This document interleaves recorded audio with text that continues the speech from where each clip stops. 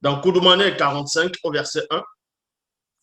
Si quelqu'un, bon, l'une d'entre vous est déjà prête, pourra lire. Oui. Donc le titre, c'est La transfiguration de Jokisabe. Oui. 6 jours après, Jokisabe prit avec lui Dale, Munangada et Lakisabe, son frère, et il les conduisit à l'écart sur une haute montagne. Donc, comme vous pouvez voir par rapport à Koudoumane 45 au verset 1, on vous dit ici que 6 jours après, Jokisabe, il va prendre 3 de ses apôtres. Et nous savons qu'il avait 12 physiquement que les gens pouvaient voir. Donc ici, il va prendre 3 des apôtres, Dale, Munanganda et Lakisabe. Je répète, Dale, Munanganda et Lakisabe. Pourquoi Jokisabe? Non seulement il a pris 3 apôtres, et pourquoi? Non seulement il va prendre 3 apôtres, mais il va aller sur une haute montagne. Qu'est-ce que cette scène-là symbolise premièrement? On va aller dans 1 Samuel chapitre 27 au verset 4 dans la page 189. Donc, vous devez comprendre ici que quand Jokisabe, 6 jours après, il va prendre avec lui Dale qui représente la pierre, le rocher, Munanganda, le fils du tonnerre, c'est-à-dire la foudre, l'éclair, est ensuite Lakisabe, celui qui pardonne la miséricorde, ainsi de suite, donc qui était le frère de Munanganda. Il est conduit à l'écart sur une haute montagne. Donc, vous avez su pénétrer, comme je dis, la montagne va symboliser la haute retraite. Tu vas aller, c'est là où on met la hauteur en gros. Donc, dans 1 Samuel, et avant d'aller dans 1 Samuel, vous avez aussi su dire que les 3 apôtres vont représenter, on va dire, l'âme, l'esprit et le corps. Donc, il y a la notion du corps qui apparaît dedans. Et on va vous montrer qu'est-ce que les apôtres symbolisent réellement par rapport à l'esprit, l'âme et le corps. Donc, dans 1 Samuel chapitre 27, au verset 4, la page 189, il est dit ici, c'était à l'époque, dans les temps reculés, on parlait d'un initié en chef consacré, donc Tondon. Vous connaissez tous le Tondon, le puissant roi qui est entré dans l'histoire. Donc, on vous dit ici, dans 1 Samuel 27, verset 4, le corps spirituel de Tondon était comme une pierre précieuse. Il y a virgule ici. Donc, premièrement, quand le roi Saül, donc Nyongi, est sorti spirituellement de son corps avec quelques-uns, avec on va dire ses bras droits ou bien ses hommes de main, pour aller combattre spirituellement Tondon.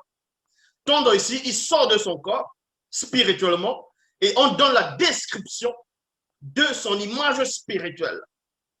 Donc, lors de la transfiguration, avant la transfiguration, Jokisabe est en train de préparer les apôtres, est en train de les faire revivre ce que Tondon a vécu. Donc, il y a plusieurs scènes qui se sont déroulées ici. Donc, premièrement, on vous dit le corps spirituel de Tondon était comme une pierre précieuse. Il y a virgule. La pierre précieuse ici va symboliser Dale. Donc, la pierre, le rocher. Donc, la pierre précieuse, comme je dis, va symboliser Dale. Son corps, c'est-à-dire son visage, avait l'aspect de l'éclair. Ici, ça va symboliser Muna Ganda. Ses yeux flamboyaient comme des torches allumées. Il y a point. Maintenant, vous allez vous poser la question. Lakisabe se trouve où ici?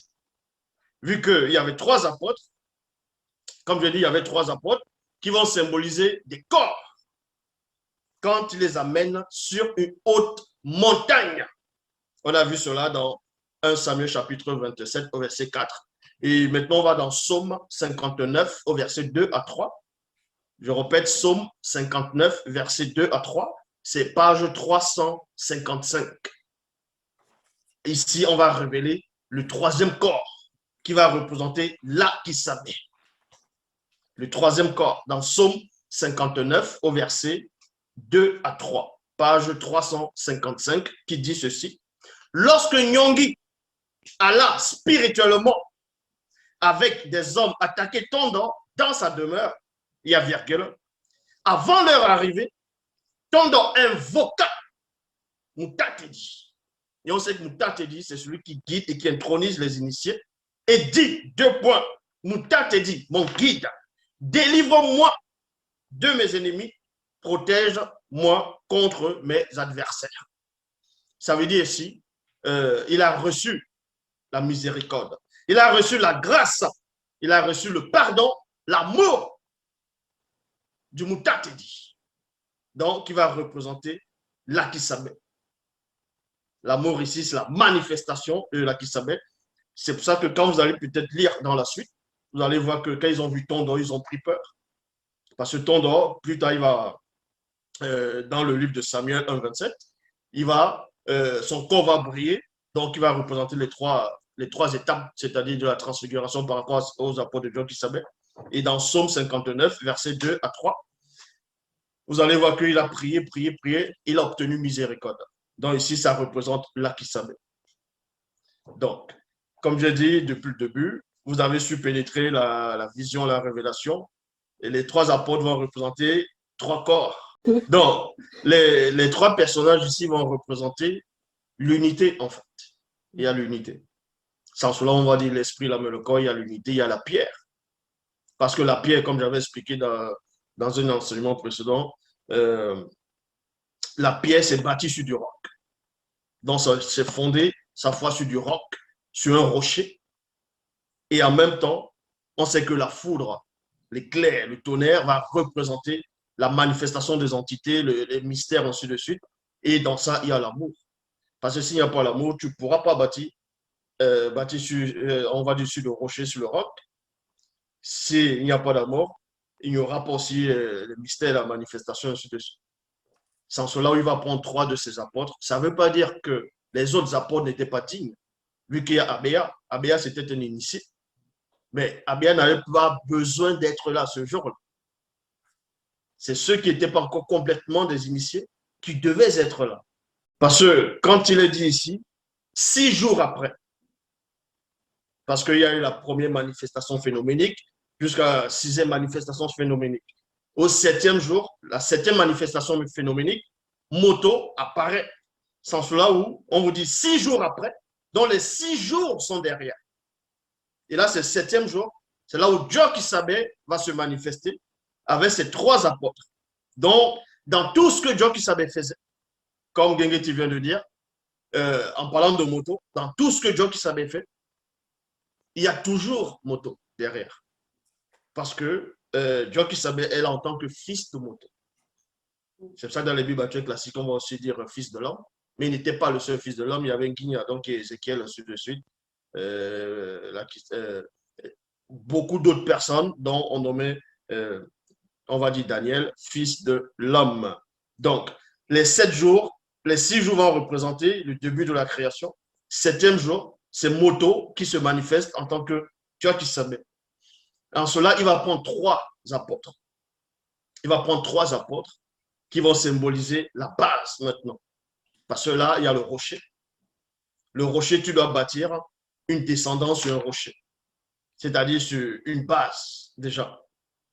Le rocher va symboliser la base de la construction d'une maison. C'est pour cela que, parce que Dieu qui savait cela, ce sont des gestes prophétiques par rapport à la mission de Moto sur la terre. Parce que le nombre connu doit être manifesté. Le nombre connu. Sans cela, il va prendre 3 personnes.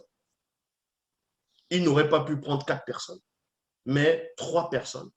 Parce que Moto vivait dans 3 dimensions, l'esprit, l'âme et le corps. On s'adresse à 3 personnes. Moto spirituel, Moto astral, Moto physique, pour manifester le nombre connu. Je ne sais pas si vous voyez. Il y avait 2 sortes de corps physiques. Il y a le corps physique avant la chute, qui était néanmoins un corps astral. Il y a le corps physique de la chute, qui peut mourir, qui dort, qui a besoin de manger, qui a besoin de dormir, ainsi de suite. Donc, dans ici, à côté de Dieu qui savait, vu que Dieu qui savait en même temps le chemin, la vérité et la vie, va représenter, on va dire, l'initiation, on va dire, de la vie. Donc, quand la pierre, le rocher est là, qui va représenter le corps physique, on va dire charnel, va recevoir, on doit le tailler avec la foudre, on doit le travailler, on doit ramener les mystères là-dedans. On façonne la pierre. Et quand on finit de façonner la pierre, on donne une image à la pierre. Et quand on voit la pierre après, c'est l'amour qu'on va voir. On va voir la grâce, la manifestation du pardon, de la grâce, de l'amour ici. Donc, ça symbolise néanmoins toujours l'étape de moto. À la période où Dieu qui savait prendre ses apôtres, c'était déjà des gestes prophétiques, c'était un enseignement, c'était l'initiation. Donc, chaque étape, avant même de la transfiguration, c'était déjà un enseignement. Ouais, c'est l'unité de... D'abord, on va façonner la pierre parce que la pierre, elle est solide, elle est dure. Et en même temps, la pierre, c'est un grand refuge en même temps. Donc, le tonnerre, les éclairs, la foudre, c'est quelque chose de mystérieux. Donc, ça va tailler la pierre. Et ensuite, l'amour va se manifester. Et il y a la transfiguration, la finalité.